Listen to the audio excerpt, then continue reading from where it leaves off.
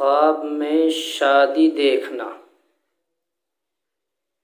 तो इसकी ताबीर मुख्तलिफ है।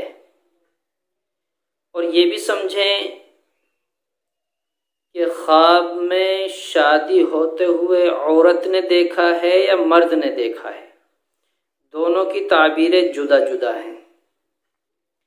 अगर किसी आदमी ने ख्वाब में देखा कि उसकी शादी हो गई और शादी के बाद दुल्हन उसको नज़र नहीं आई, मालूम है खबर हो गई कि शादी उसकी हो गई, लेकिन उसकी बीवी उसको नहीं दिखलाई गई, नज़र नहीं आई, नहीं देखी, तो इसका मतलब ये है कि उसके इंतकाल का वक्त करीब आ गया है।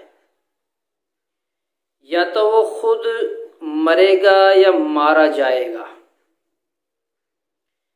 अगर उसने देखा कि ख्वाब में शादी हो गई और दुल्हन उसके साथ है, तो फिर वो बुजुर्गी पाएगा, लोगों में शोहरत होगी, मकाम और मर्तबा पाएगा, और जो चीज़ उसकी मिल्क नहीं है उस चीज़ का भी वो मालिक बनेगा।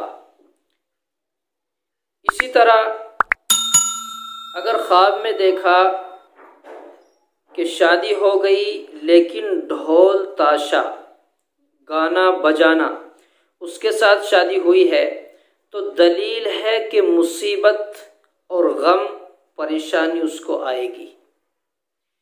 ये तो ताबीर हो गई ख्वाब में आदमी ने शादी होते हुए देखा, यानी मर्द को ख्वाब देखना और उसकी शादी होना उसके ताल्लुक से है।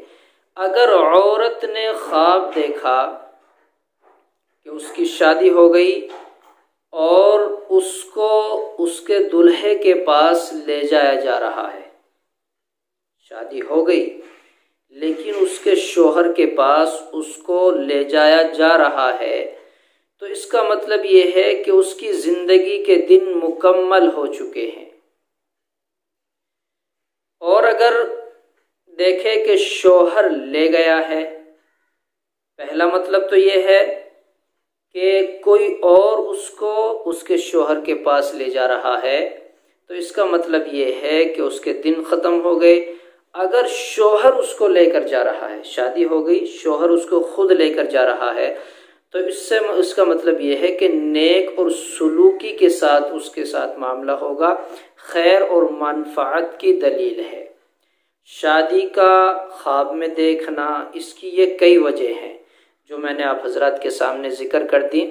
इसके अलावा और भी कुछ ख्वाब में देखा जा सकता है, खुद अपने आप उसकी ताबीर न बना लें।